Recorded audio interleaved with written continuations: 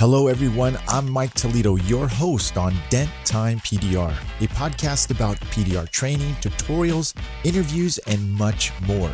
So get something to eat, drink, and start pushing. It's time to listen. Oh, what's crack-a-lackin', everybody? I'm Mike Toledo, and I've got a couple special guests with me. One that's never been on my show. This is a special guest. But anyways, we're going to introduce Don Cavanaugh. Welcome back, Don. How you doing? Hey, very well. Thanks for having me. Yeah, you got it, man. You got it. So who else, why don't you just, who's our second guest here? Who's our surprise guest? Well, I'm pretty excited about this guest. I think the world of this person, and she makes me laugh, and she's very contagious when her laughter begins. It just kind of affects us all. And I just love this lady. Mary Toledo's in the house. Thank you. Hello. Hi, Don. Hey, Mary. Hey, Mike. Hey. Well, all right. Well, welcome on my show, Mary Toledo. Now, be good now, okay? You're saying be nice. Okay? Be nice now. Why? If you haven't met my wife, she tells it like it is. The most truthful, honest woman in the world. No holds bar. So, yeah, she's got some insight. She went to MTE with us. She came later on in the week. I was already there for PDR College. But first, before we get into the topics, I want to say thank you to PDR College. I was for giving me the privilege to speak at their second seminar in a row. So thank you very much. And it went really well, and I'm very thankful. So thank you guys to Keith and Shane for inviting me back. I appreciate that. Second of all, I would like to say thank you to Kevin Halewood once again. In collaboration with Mobile Tech Expo. I know he's not the main man there now. He's stepped down. He sold it, but he's still operating that place. And it was very good seeing him. And I just want to say thank you to him and his team and everybody at Mobile Tech Expo for putting on another great show. So, which we are going to talk about. So, I got that out of the way. All right. So let's get right into it. What did you think about that show, Don? I mean, what did you take home with that, man? Because I thought it was great, and I'd like to add something really quick before we jump in. I also want to thank Shane and Keith to give me the opportunity to speak to the PDR College. It was my first time, and I immensely enjoyed it, and I didn't realize how rewarding that would be and what that would feel like to give back. So thank you to Keith and Shane to give me that opportunity, and I just really enjoyed that. I think I'm starting something up a little bit new for myself, and I'm really, really thankful for that, and I'm amazed. And thank you to all you guys that have reached out. About half the guys that I spoke to that day have reached out to me personally, and it's really been rewarding. So thank you to Keith and Shane believing in me to speak as well. Awesome. Yeah, I heard you did well. Don. I wasn't there. I think, what day did you speak anyways? Was it Wednesday? I think you're at Walt Disney World. Was I? That was Wednesday. Yeah. Wednesday. That's when I spoke. Yep. Yeah. All right. So we are going to talk about here's the deal. We're going to talk about the good, the bad. I don't know so much of the ugly. I don't think it was ugly at all. We're going to talk about our experience, kind of like a one-word description. We'll go through that phase here. We'll talk about what we really liked. Mary's going to give her input on it. This is your second one? Mary? Second one, yeah. But you went to last year's, right? And then you went this year. Okay. And then we're going to talk about, Dawn and I are going to talk about some of the tools we bought, what tools we are looking forward to using. I used actually a couple today. I'll give you I'll give you a little bit of insight on that, since we got a little bit, got a little head start, and we'll find our conclusions on this. So anyways, let's begin. Okay. Now, here's the deal. I talked to Jason Huddleston. I trained Jason last year. He didn't go to the last Expo last year. He went to this year, and he just flat out had a great time because he's never been before. So he had nothing to compare it to. And listen, I'm not saying it. I'm not implying that this is a bad show at all. I'll tell you what, it wasn't my favorite one, but it wasn't a bad show at all. I think it was great. I think it was a little overwhelming, but to the new guys, I'm not taking anything away from you. You guys gotta, if you're new and you're still planning to come to Mobile Tech Expo, don't let our opinions to like, oh, they said it's not that good, so I'm not going to go.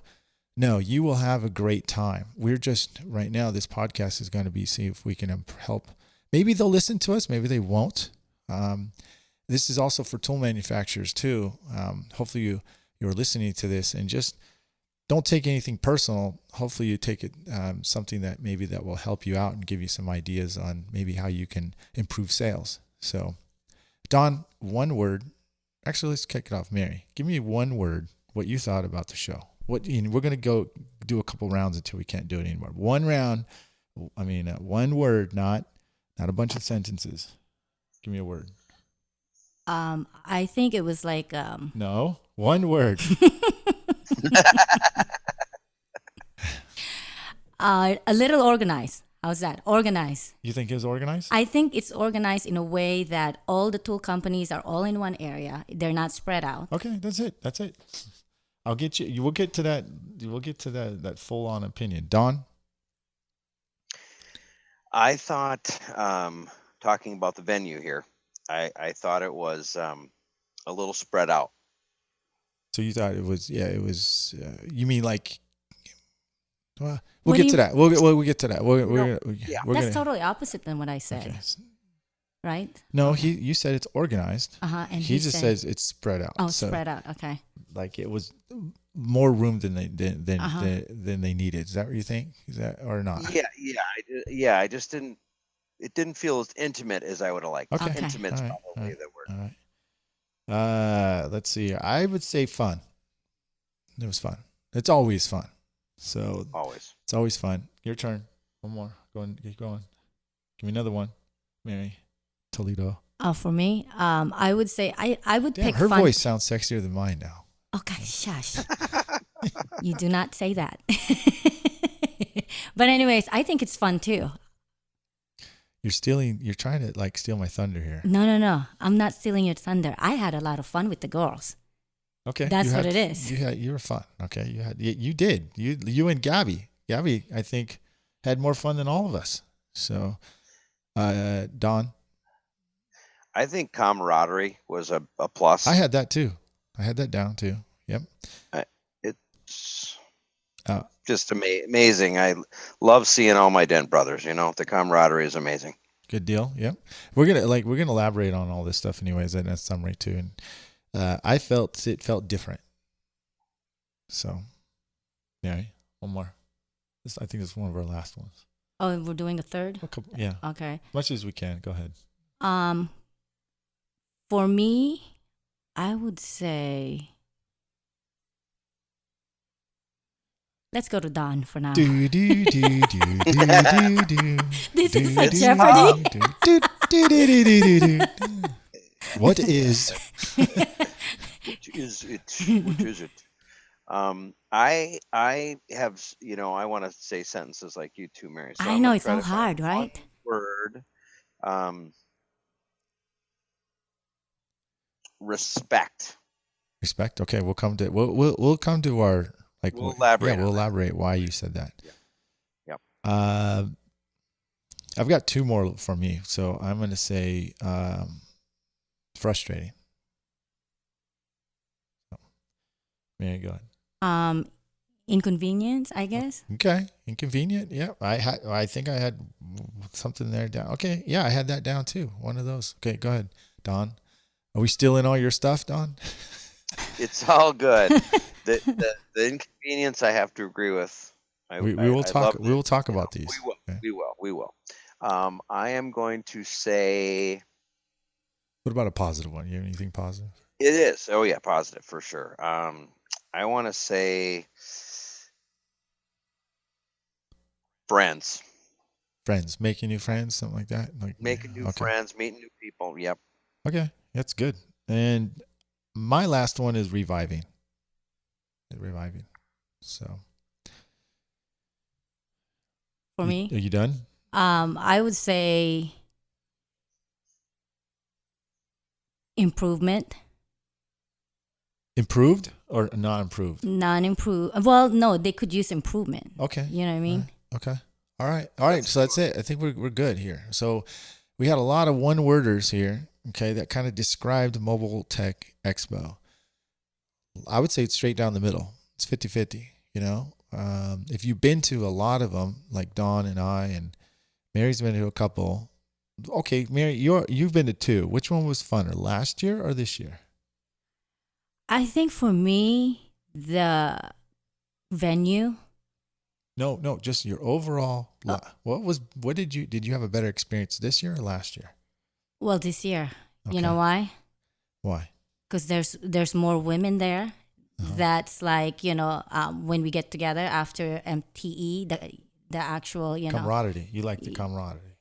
Yeah, but then I also talk to a lot of guys. Met new ones and talk to ones that I already know. So you had fun and you got to network and talk and hang out and all that good stuff. Yeah. What it's for. Okay. Uh-huh. All right. Cool. And Dawn, compared to last year, what did you think? I will have a good time with All My Dent Brothers anywhere, Yeah. but I think last year felt a little bit more. It was easier to get the things. It felt better. Felt like more of a tighter knit community. Yeah, because it was closer. Everything was in one spot, Yes. right? You didn't have to Yes. go. It was walking distance everywhere. Okay, so yeah. Well, you walk from your hotel room to the the venue last year, but this year it's like the driving, just getting there. Yeah, It's so that's the part. inconvenient. Exactly, Yeah. that's the part where we go is kind of convenient because first of all, it's inconvenient from the start. If you were in the back if you had a hotel in the back, a room way in the back, because it took a good 10-15 minutes if you're in the back to walk just to the lobby. But they did have carts, but inconvenient wise, you had to call a golf cart to get a ride there, and then from there to the lobby, you'd have to either wait for a shuttle, call an Uber, then go to your venue. And then from there, if you didn't know that place, you had to walk a half a mile. I'm not lying. You had to walk a half a mile. A lot of walking. From the Orange County Convention show inside there just to get to where you were going here. Not only that, they charge for parking, which is $17. Yeah, if you do the math, it's cheaper to do the Uber back and forth than it would be to pay for parking. Because if you pay for parking, you go to lunch, you have to pay another $17 when you come back in. So that to me, that was probably the most inconvenient part of that. Okay, so but I did hear, and Don, I don't know if you knew this, but I did hear they did try to get us across the street at Hyatt, but they didn't have enough rooms. Okay.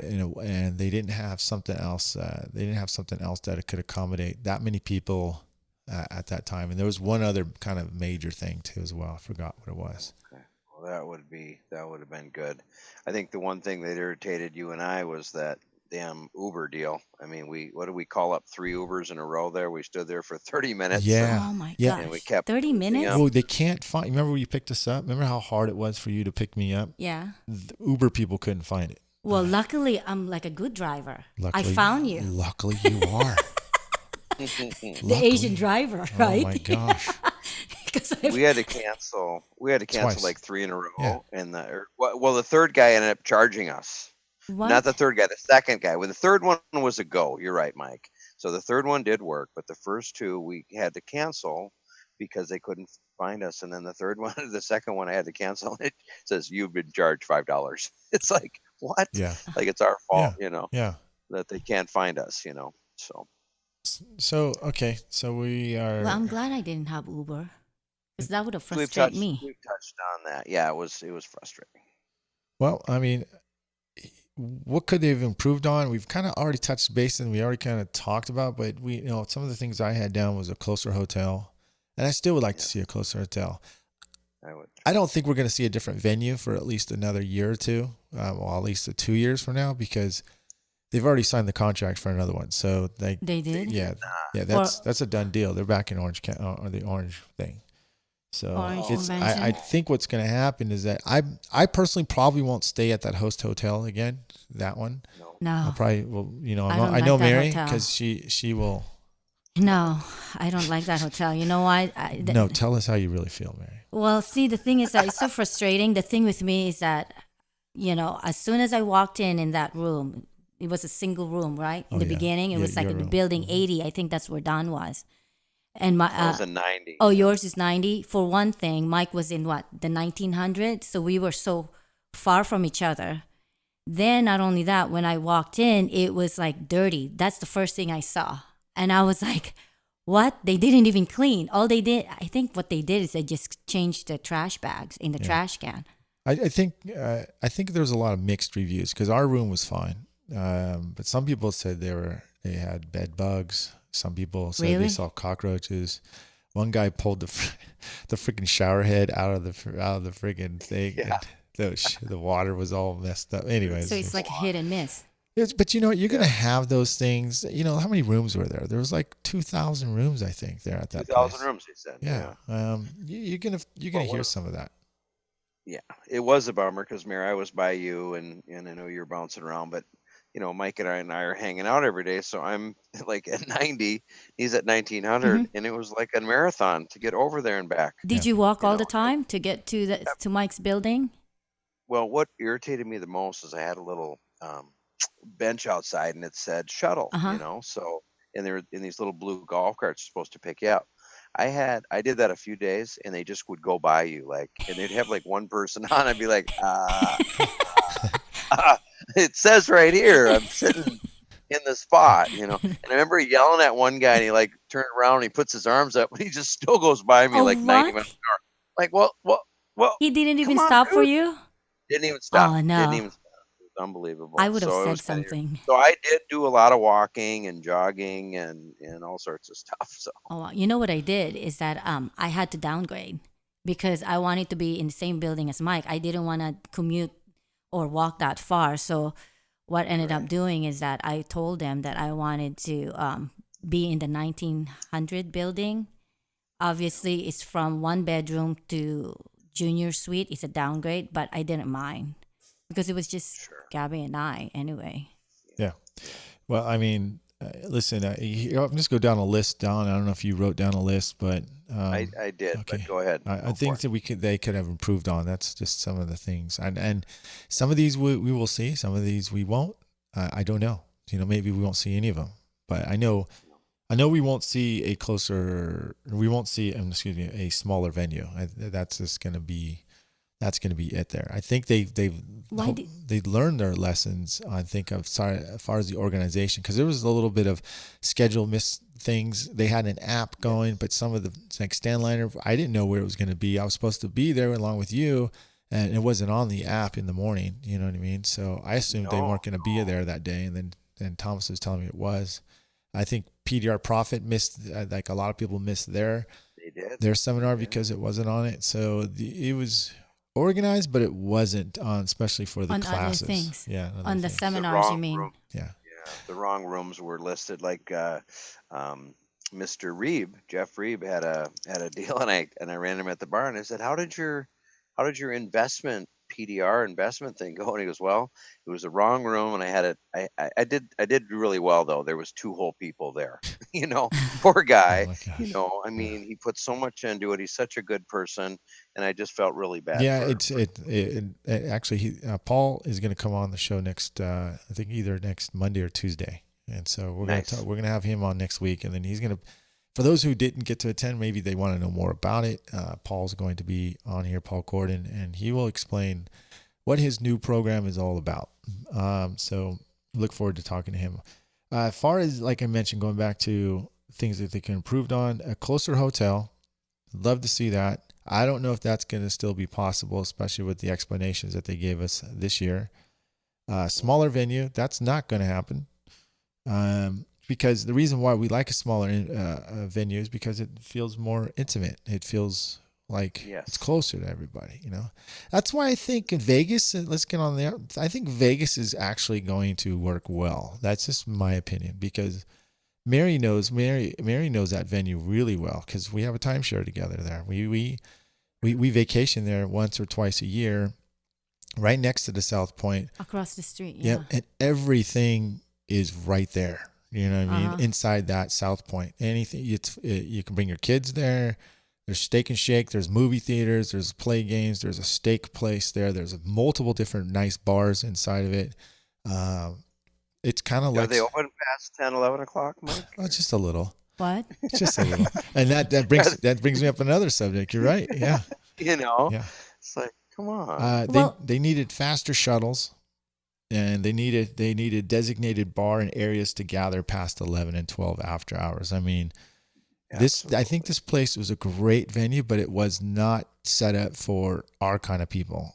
It's a family-oriented timeshare place that mixed with a bunch of wild dudes, PDR techs that are just drinking past whatever. You know what I mean?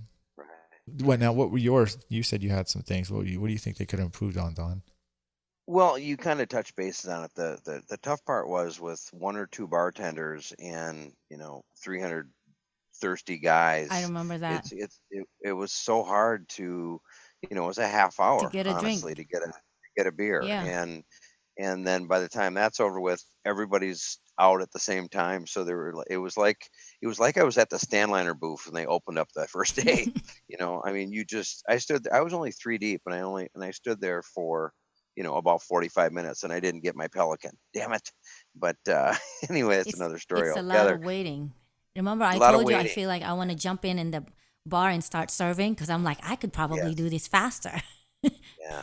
I think if they just had 3, 4 more bartenders and maybe a few more girls, they could probably do that. But Mike's right. It's got to be later. It's got to be open till 1 or 2 in the morning for us. Yeah.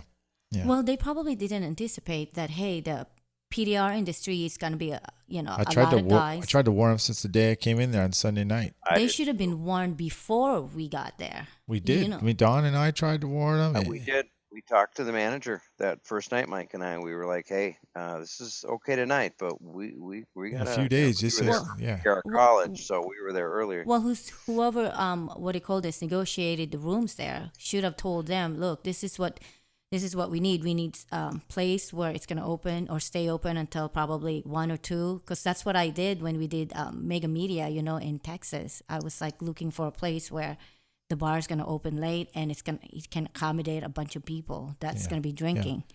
Well, like I said, They I need don't to be know. well-staffed. I don't know if I know Kevin Halewood. He pays attention to some of the stuff. I don't know if he listens to this podcast.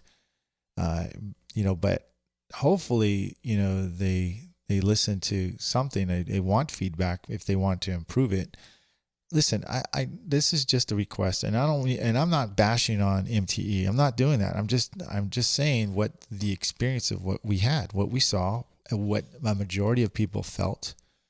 But if you're a new tech or a new arrival at this thing, you probably had a great time, regardless, because you had nothing to compare it to. But except for the bar experience, I think you probably felt the pain on that when you were getting drinks. So, or food. Yeah, or food. What else? Is there anything else that you had your 2 cents on that, Don?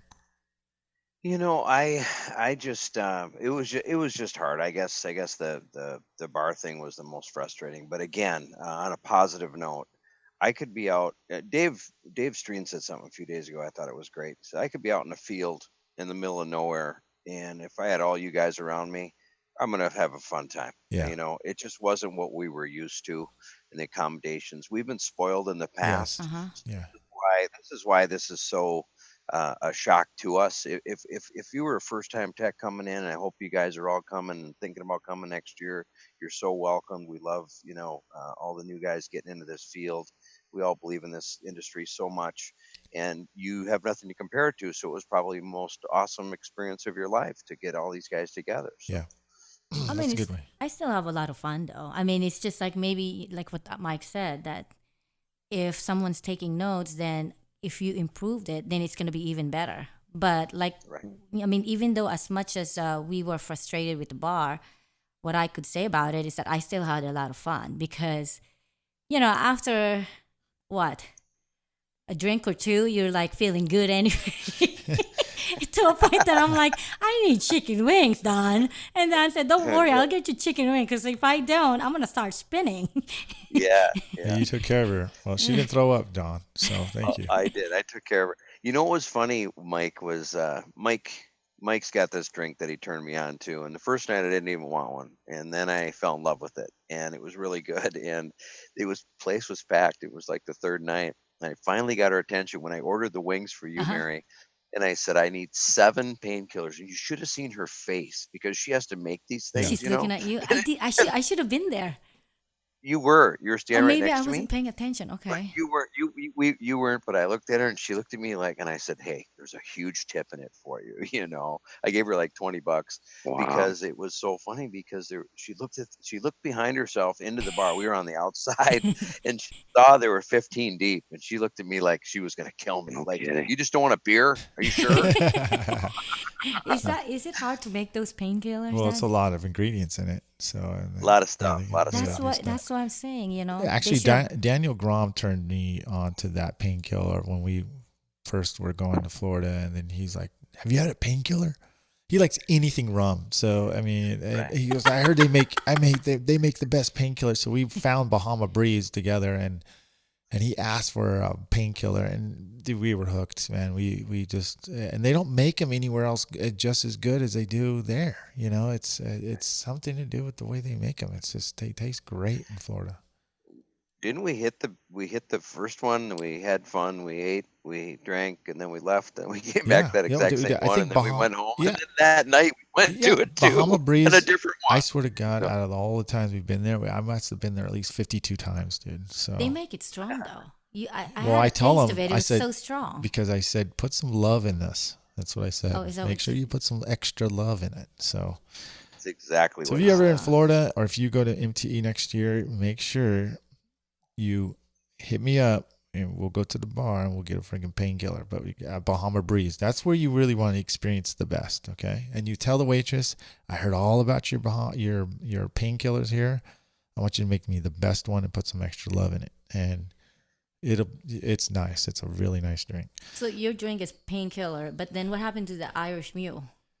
Well, when I'm in Florida, I can make an Irish mule at home just as good as anyone else can. So, but painkiller, I don't know how to make that as good as they do. The Irish Mule there is Yeah. good at the bar. Okay, so moving on. All right, things I liked about MTE 2019. So we'll each have a bunch of stuff. So Mary, why don't you kick it off? What did you like about MTE besides the bar? We know you like the bar. Okay, what else did you like? Are you talking about the venue or the after? It could the, be anything. What did you like? meeting new people, That's good. Okay, You know, cool. I think that's why. male and female. I think that's why people come to it, is to meet new people. I mean, that's Yeah. one of the top things to do is come there and meet new people. Don? like I Yeah. got to know Oh, sorry. Right. Carrie, and Carrie, and Gabby. Oh, you mean just James Lee's wife? yeah, Care Bear? Care Bear. Yeah, yeah. She's so down to earth. She is I cool. love her. Yeah. Yeah, she's way cool. And then I met a new gal. Her name is Grace. Her husband is Derek Kessler, I guess. Kessler. He looks like Wolverine, and that's what And Grace, she's so pretty. She's actually a cop, so you don't want to mess with her. I don't remember them. You probably haven't. I don't know, Don. Have you met her? She's kind of like the blonde highlights with the glasses. I think I saw her in the front picture when we took that big picture in the bar, and I didn't know who she was because I recognized Derek. I didn't get a chance to talk with Derek, but we are friends on Facebook and stuff. Oh, cool. Cool. She was what was it Thursday or Friday night? She was we were sitting right where the fire, the outside patio. Everyone was there. Oh, you guys missed it, huh? Couple of security came up to us and said, "Hey, you guys can't sit down there." We're like, "What?" Oh, You yeah. sent- Security's real strict. Were you? And then I made a joke. I said, "Oh, they sent 2 security guys. Do you see how many dudes are here? That's bigger than those security guys." He smiled at me and he said, "I know. I'm just doing my job." I said, "I know. Yeah. I'm just, All right, Don, what did you like? I honestly had a blast at the Drunken Tool review. I rewatched that today, and I didn't realize how much fun I had. Oh my gosh, that was so much fun. So much Yeah, fun. that's all. That's a tradition now. We've had that. I think that was 5 years, 5 or 6 years. I mean, I think we were correct on fifth year. Um, we just need to get a venue straight for that, dude. It's like I we know. it's. I would love to get everybody in there just involved. I try to get people who come there. We had what was that Christopher Ray and his team there. It was cool dudes. But we had tried to get Brian, people in there. We even tried to get tool vendors that come. Edgy. David Dave O. Stream, man, he was having a blast, dude. He So was. yeah, He was. It it was was good. fun. You're right. That was a good one. So, um, what did I like? What did I think? I'm just gonna go down the list here. It's fun, fun, fun, fun. Okay, like you said, the camaraderie, Mary, meeting new people, which I didn't have on my list, which I should have. That's definitely the gathering, networking. I guess that is kind of that, and it had more room. Okay, it did have more room. I didn't feel claustrophobic when they opened the doors. I felt like people did have some room to kind of walk around. If you want to, you found somebody in the aisle that you could actually stop and talk to without getting bumped like crazy everywhere. Um, What about the food? and I see, The vendor, yeah, you know like what, in the back, was like not bad. you're right. We talked about that on PDR Tool Time the other day, which was on today. And we did talk about that. The food was actually pretty good. It was pretty good. I Yeah. had the Mexican.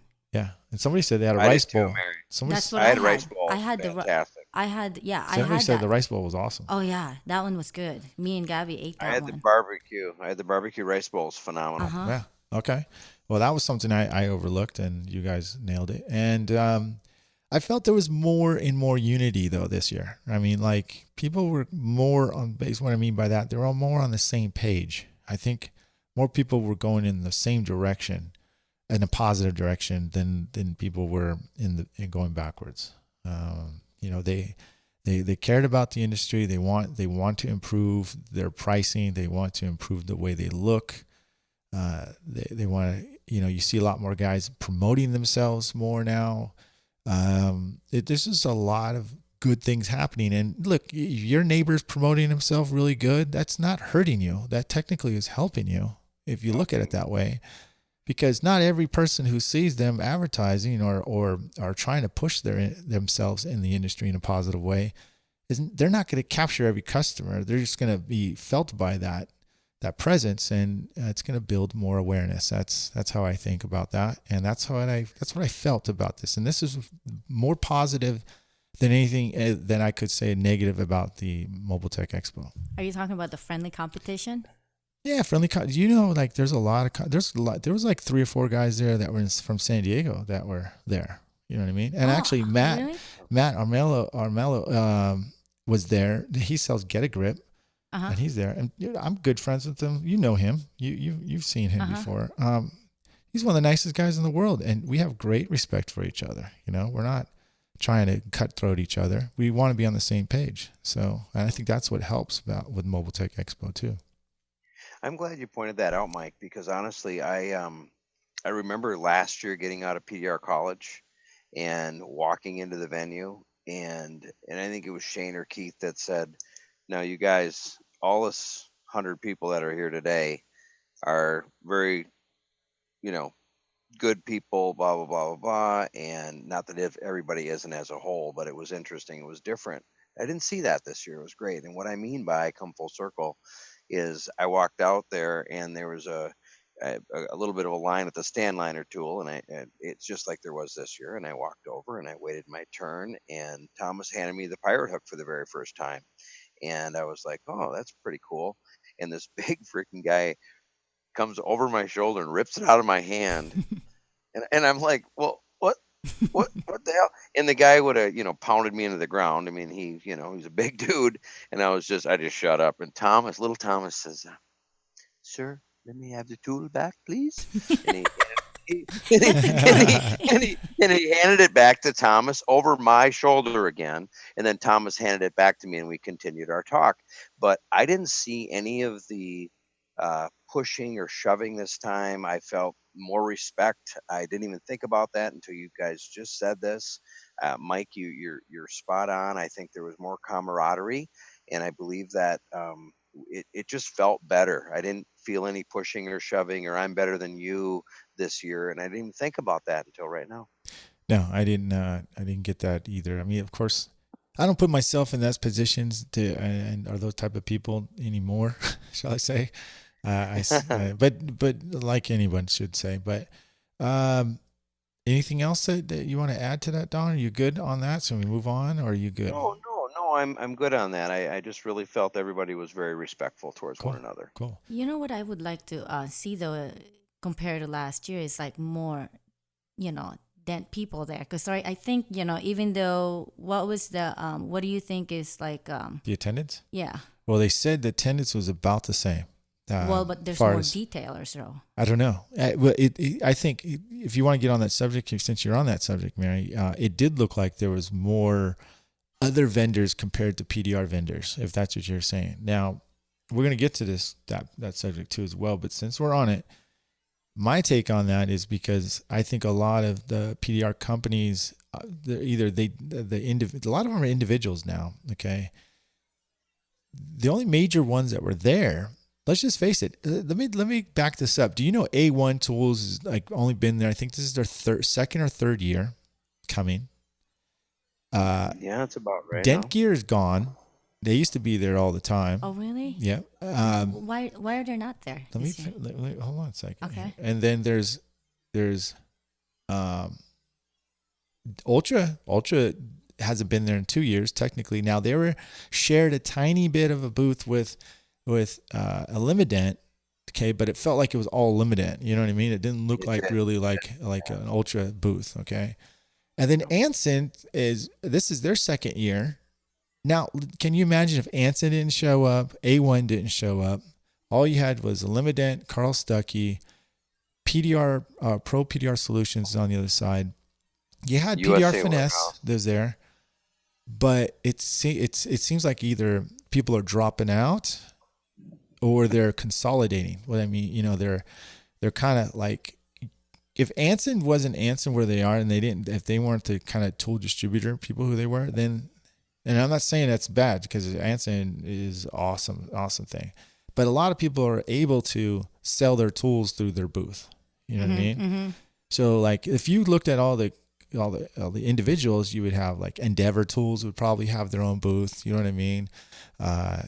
Who else would have? There's multiple tool companies, smaller micro tool companies that were in Anson's booth. So you're saying they consolidated, it's like collaborated together. So yeah. So I don't think there wasn't enough PDR tool companies. It's just they consolidated themselves and it made it look like it was smaller. You know, like a smaller PDR event and more detail. In such a big room, right? Yeah, Such a big and that's room. It made it look smaller. Yeah. And Kiko was kind of hidden way up front, and then Pro PDR Solutions on the far left side. I didn't see them until maybe the second day. I didn't even know they were there. I didn't either. Yeah, I didn't either.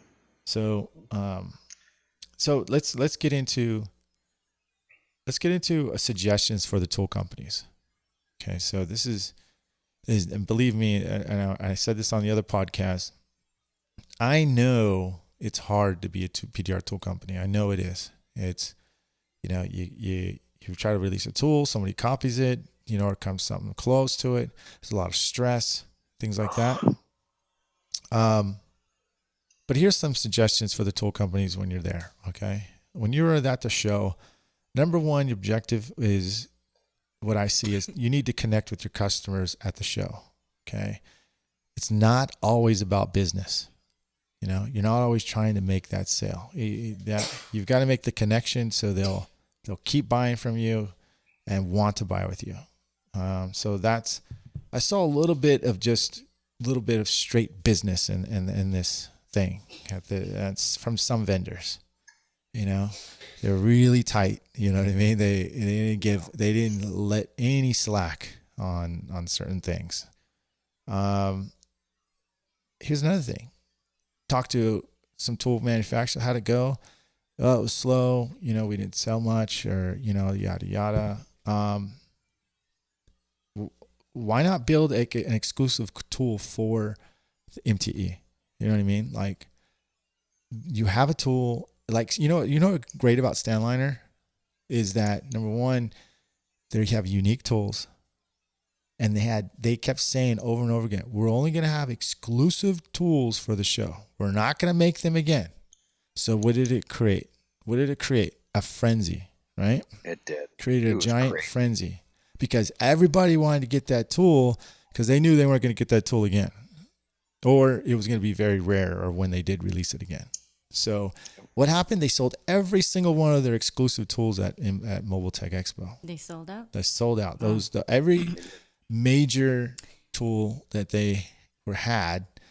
Now, I'm not saying they completely sold out every tool. I'm just saying every tool that they were promoting, every tool that I mentioned that I said you better get, like the killer whale tail, the pirate hook, the raised snake, those stuff like that, they sold out really good. He knows how to sell. The Pelican tool, gonzo, dude. The sword tool, gonzo. So I'm just saying you got to create a little bit of anticipation. And a good point now, on the other note, the good point of what that the guys on PDR Tool Time said, well, Mike, you got to understand too, is that these manufacturers are always fighting with the other manufacturers who's building their tool, the CNC people, or maybe the China people that they get the molds from, that they're not always going to be on time. So there is some leeway on that.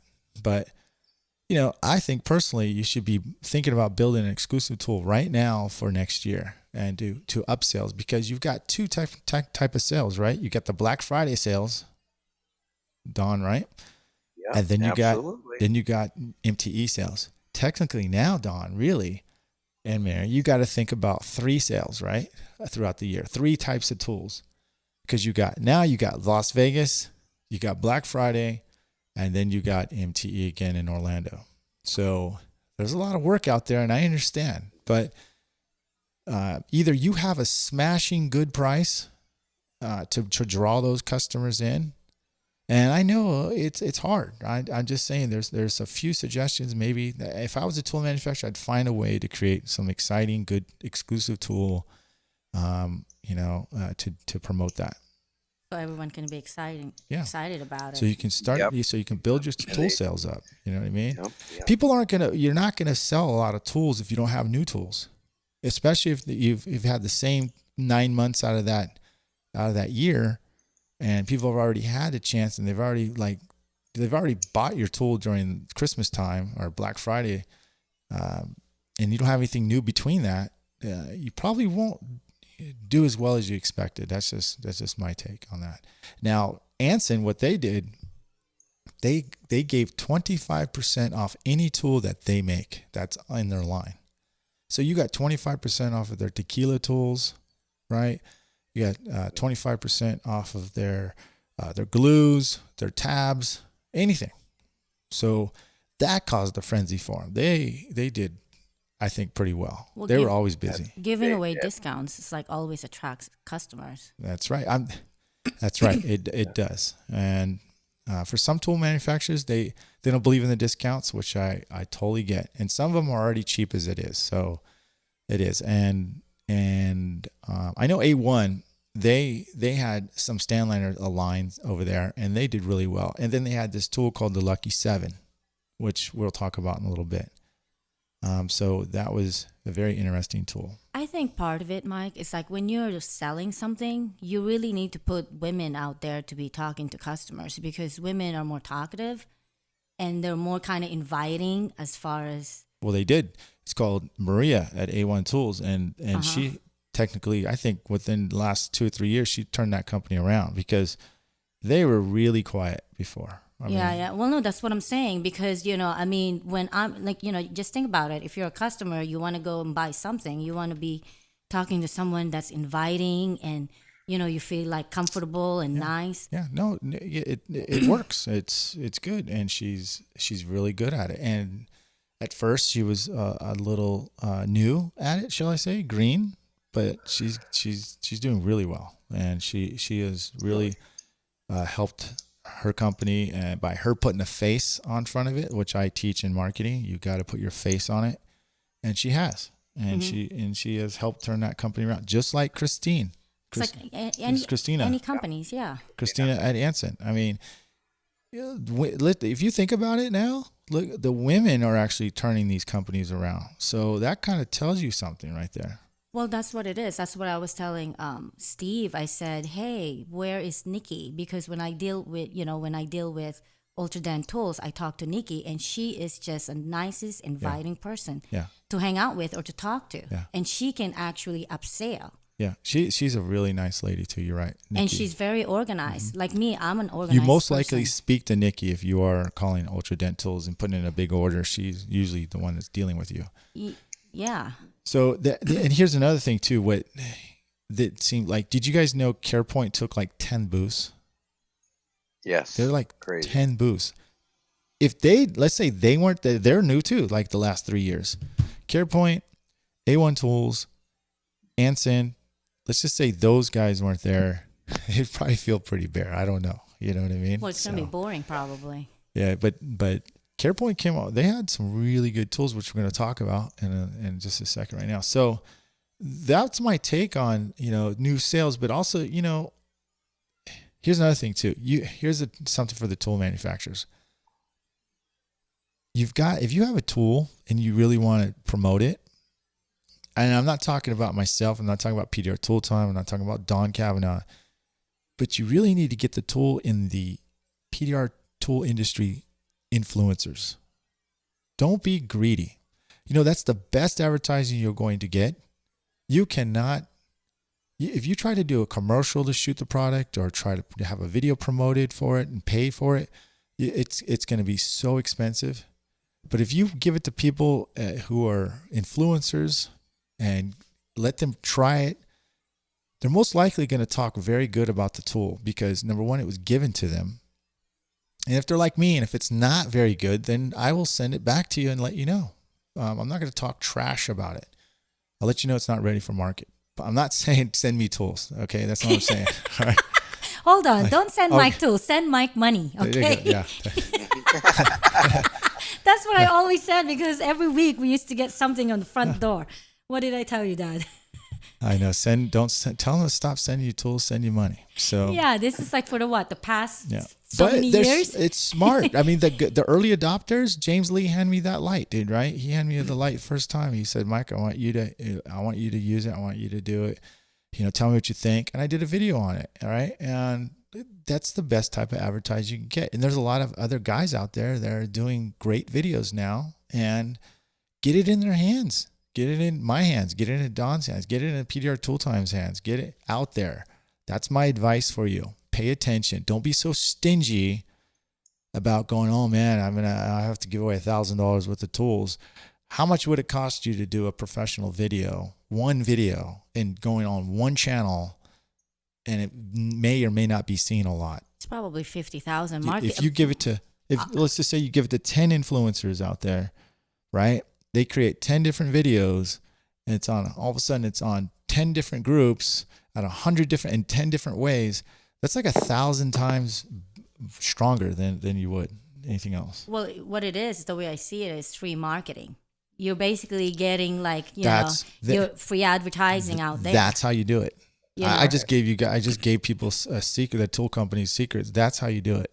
Okay, if you want to promote a product, you get it in as many PDR influencers as you can, and you friggin' just roll with it. Well, I don't know if you noticed, those movie stars that goes to Oscars and the clothes that they wear, those are free clothes that they send to movie stars. Yeah. Why? Because they get, a buzz about it. Yeah. Well, I'll tell you what, I mean, it worked. It works, you guys, because it works for anybody. Camera companies, you see all those YouTube influencers, they get all that stuff for free. Mm-hmm. I mean, and they talk good about it. So, anyways, let's see here. What was on my other list? Did you have something to add to that, Don? I don't want to be taking the whole thing. I'm sorry, dude. No. You're doing great. I was thinking as you were talking, I was thinking a little bit about that. Such a great angle. for tool guys. Like John Vadine's a buddy of mine, local Minnesota boy, and he came to me with, his first prototype of this dead reaper tool, and said, "Will you and R&D this thing? Will you check it out?" And I loved it from the beginning, and I started telling people, and pretty soon now he's got 3 of them, and he's doing great with it, and he's, I had to use it. I don't know that I would have went and bought it, but now after using it and knowing how great it is and how strong of a tool is, I've probably sold 100 of them. Yep. Just because I love them. I use them every day. Just think of like, because John's a small individual tool manufacturer, or tool guy, right? He's not a manufacturer. A1 Tool actually manufactures. A1 does it. Yeah. Yeah. But just think if he didn't give it in people's hands and he just had it on there, nobody would know how good that tool was, dude. You know what I mean? Same thing with Endeavor. Chad is so smart. He reached out to me a year and a half ago and says, "Hey, I'm going to send you some tools." I didn't even know who Chad was. Yeah. And all of a sudden, I've got his first hanger, and next thing I know, I've got this, So it's amazing. I just love all this stuff, and I was like, oh, I took it out of the box. I'm like, oh my God, this is the best door hanger I've ever seen in my life, and so it works. It just really does, because I don't think I would have known of him and to go buy that tool or even go look at it at anywhere. So then you see it and you do a couple of videos for the guy, and it helps. And talk about a really nice guy, that Chad for Endeavor. Now we're going off subject here. No, we're going to go back on that in just a second. So I'm just going to finish my thoughts on that. Yeah, please. The other thing the tool manufacturers need to do is improve customer service experience. Okay.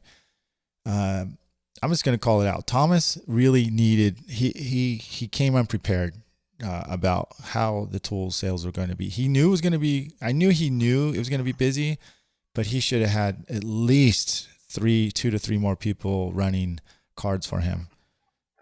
He shouldn't be running it. He should have a few people he trusts to have him run the sales, have it organized. I'm sure he's going to learn his lesson by next year, but one person at a time. I think the average wait if you wanted tools was an hour. Really? Yes, it was an hour. I was there. I was there for an hour. So you don't want to. And that's not just for that person. It's for any tool manufacturer. Like, so you got to be prepared. If you know you're going to have an exclusive tool or you're going to have a giant discount, you better be ready. Or if you're the only person manning your booth and you're trying to do demonstrations, you got to have somebody else who knows how to do the same demonstrations as you, so you can lock those people in. So a lot of people will say, "Oh, he's too busy, I'll come back," and sometimes they don't. Like 25% of them or more don't come back. And so you're losing those sales. Well, you have to have enough manpower, because that traffic's going to be that much. Yeah. And I think they just needed a longer booth, and then they could have sectioned it, so where Kaz is working, and then the tools, and then you move down this aisle like you would in a grocery store. Now you're going to go to checkout. Yeah. And it was just so condensed. He needed that. He needed more room. Well, you need more people to run the credit cards too. Yeah. Yes. The last thing about that is I saw that a lot of tool manufacturers were carrying the same tools. Okay, so the small, especially some of the smaller ones, were carrying this and this and that. It kind of dilutes the sale, because now that's not the exclusive, right? It's not exclusive anymore. You can get it at this booth or that booth and that booth. So it makes everybody's like they're not selling as much because everyone's carrying everyone's tool, right? So that was my last kind of awareness when I saw. See, this year I got to actually walk around with my eyes open, somewhat relax, and walk and look at my point of view, look at an attendee point of view, and that's what I saw. Okay, that's exactly my intention was this year, is to really look at things. I didn't want to be busy filming everything. I did that, done that. And now I wanted to have the experience of checking it out. So, Don, let's get to the fun part. Tools. Yep. You bought some tools. I bought some tools. What tools did you buy? I can't go down every list of what I bought, but I'm going to highlight what I got and what I expected. So let's start with you. What did you buy? So I got, when I heard that the 7 hand tools from Stanliner weren't going to be offered again, of course I had to buy all 7 of those, and I bought 4 other bigger, larger ones. But I had to stock up on those, of You're a course. tool whore, dude. I am. It's terrible. I'm going to steal your line, yeah, because it is your line all day long. I'm going to actually put it in parentheses. Mike said this one time on a podcast, and I love it. I got a problem. It's more about videos. I got a problem with tools. So, not to steal your line, but I do, and I like them, and I used 2 of them today, and I don't know that I could have done it without it. I had a Lincoln back door, and I couldn't get to it with anything. It was all completely closed in underneath the new MXC version. They're going to be a nightmare for us dent guys. You cannot get underneath the door handle on the back door to save your tushy. And this Stanliner tool was the one that was bent so bizarre. It kind of was about 8 inches long. It drops down about 3 inches to the right and then goes back up to the left about an inch. And it was the weirdest looking thing. It's the only thing I could get it on it, but that was a great tool. I got both dent stuffs, rods. I'd love to talk about David Schwimmer a little bit later, just to talk about that. Those are amazing hail rods that are in the works. I had bought, I got some hog glue. I got some hog tabs. Like you say, Mike, we can't talk about it all, but that 7 tool that we both bought, I think that's an amazing product. I used to make something like similar to that. What tool? The 7, the spade from A1, the 7 tool. Oh, the Lucky 7, that one. The Lucky 7. Mm-hmm. Yeah. Yep. That's amazing tool. I tried that tool today. Did it work? I'm not sure. Like, it works, but I'm not sure. And I love A1 tools, but I'm not sure if that tool is going to hold up. So the shaft is great. Okay, it's not as flimsy as I thought it was going to be. I'm not sure about the head. I'm not sure if it's going to hold up under pressure, under real torquing pressure. Because I was working with it on an aluminum panel, and I did start seeing just a little bit of a bend. Now, I'm not saying it's a crap tool. I'm not going to say that. I'm just not sure if it's going to hold you. Here's my thing about those type of tools. So you're torquing on a dent. I don't care if it bends, because if it does its job, it's fine. But is it going to break? While you're applying pressure on the tool, and then you snap and you bust the paint. You know what I mean? That's what I don't want to happen. And I really hope they field tested those before they actually just put them out as the idea. Because personally, I would make sure those suckers were forged. I wouldn't do that. Cut the notch out on a regular whale tail hood. So I don't know. A1 Tools has great tools most of the 90% of the time. I just don't know about the Lucky 7. I will let you know. Everybody wants to know the final verdict. You know what I mean? So we have to be completely honest. Would I recommend it? And if I don't, what could they improve on? So, but the verdict is still yet to be heard. Okay. So. Okay. Interesting. Let's see here. I got the flat bar from CarePoint. Did you get that? I didn't. I should have grabbed one though. Yeah, I think a lot of people end up getting that, and that tool is friggin' a beast. Okay, I've got a cool little thing I'm going to be doing video on that thing because let me tell you something. That's an all-in-one flat bar. I mean, if you are looking for a flat bar, you pick that one up. Okay. Because you can bend it. You have a tip on the end that you can screw on. You've got a titanium tip on the other end where you can screw anything else you want on there. It is beautifully made. It is stiff as a mofo, and it will throw down some metal for you. And plus, what the big bonus is, if you already own an Anaconda, you can use the sled right in there. So now you can use it like on truck beds. Use it as a leverage on tires. You got it. You name it. You can do it. So I love that. So I love good your insight, tech. Dad. I like your tech tip on that, Mike. Would you share that with them as far as what Vince had told you on how to get a flat bar in a door? Yeah. I thought that was great. All right, so Vince told me, he said, Mike, what you can do with these flat bars if you want to get it down a door or a tight window, always go through the front where the mirror's at, because you get the most opening there, and then put it through there first, and then go slide it back towards the middle of the door, things like that. So it is a good tech tip. And Vince tried his today, and he absolutely loves it. Now Vince loves it, because he was an ex-Dent Wiz guy. He has a flat bar. He knows what to compare it to, and he honestly thinks it's stiffer than the Dent Wizard tool. So he likes it. He likes it a lot. So so I think that's going to be a buy for sure. And I think that was one of the most nobody saw it, but then a lot of people did. You know what I mean? It's either they just didn't get it. Yeah, they just because they don't know how it's probably gonna. If you picked it up, you're like, man, this is a heavy mofo, man. So the only reason I didn't buy it is I'm not a flat bar guy, but I had it in my hand. I've got like 4 flat bars at the shop, and I just don't use them, and I regret not getting that one because I did like that kick at the end, and I'll probably have to call Mark and get something done. Yeah. Endeavor Tools, I've already had their tools. I'm waiting to actually get their hail bar sent to me. But their tools are always on point. Very, very nicely thought out. If you ever met Chad, he is a very focused guy, super nice guy. Just really innovating the PDR industry with new tools. So good stuff to him. Dent stuff. You checked out that hail bar? Did you see that one? I want to say something about David Schlemmer. He's a Minnesota boy.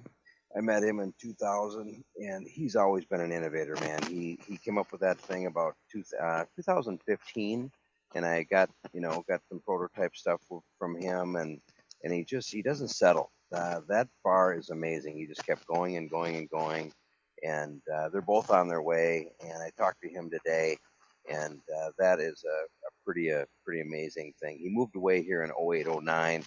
And Anson does carry that, guys, and so does Dent Tool Warehouse. And of course, you can get it at his location at dentstuff.com. But Dave Schwimmer, he's just a really, really good guy. He got really smart with this tool, as Mike will know. He got involved with Todd, and he got involved with Drew's tools, and these are interchangeable pieces for the 3 of them to collaborate together. And I thought that was amazing. Yeah, yeah. Actually, I did too. I thought that was really, really cool. So, so what else did? Well, I'm just going to go down the list real quick here. Hold on a second here. Let's see here. I'm not going to stop and talk about everything because there's a video coming out tonight. I think I'm going to be releasing it tonight, and I go through all the tools I got at MTE and talk about it. So check that out. And then individually, I'll have a new series called PDR Tool Report, which I will do a very brief talk and the highlights of it and cool things about it, and just really give you something to check out. Okay, so that's coming. So double D leverage bar. Okay, that was pretty interesting. Awesome. When you don't have a like a pillar when you open up the door, and there's nothing to put your leverage bar on, well, it can clip to the seams underneath the rubber weather stripping. Really quick tools and hammer. I thought that they really did a good improvement on the hammer, so it's not magnetizing as you're blending. Stanliner tools, obviously, I picked up some of those. Lucky 7 whale tail and the Glexo cold glue. So those are some of the big items I really, really want to test and try out. So, I thought you tested some of them. I did. I kind of mentioned this Lucky 7, but that was on my list. So, but other than that, I mean, that's pretty much it, Don. I mean, that's I don't really have too much of that. It's kind of like a summary of MTE. Were there a lot of really cool new tools? No. Like, was there any game changers? I didn't see any.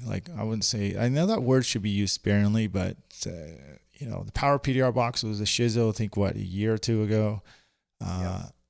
But right now, is there a big tool that stood out besides Stanliner stuff? I really love, and I use it all day today. Todd's Zimmerman's new Brock Hill, the smaller version. I've always had the bigger one. Yeah, the mini one. I use that today. I thought that was really nice. I thought that new hanger from Ultra was awesome. Just awesome. I got that. Did you see that little one?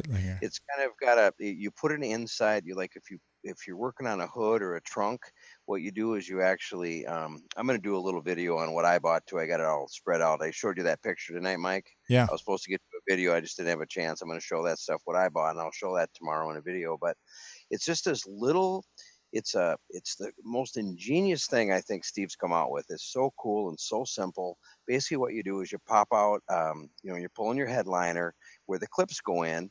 It's kind of like an edgy tool idea, but what they do is you hook it right in there, and it's got this collar, and you tighten it right up to the hood, and it's got a circle, and you put your tool through there, and it's got the most. I don't know if I can explain this without showing you guys tomorrow, but come check it out. But it's ingenious. Wow. You can actually tighten it up where it's super tight, so it's like there's a ring right where you want it, anywhere you want, underneath the hood, and it has incredible leverage. It's just wow. I'm supposed to. I'm gonna swing over there. I think Friday, because I was supposed to go there tomorrow, but I ended up getting appointments like crazy, so I won't be able to go there. But I am definitely gonna be checking that out. So, what'd you think about Pitor's tip? I think that looks the pretty VIP cool. 3.0.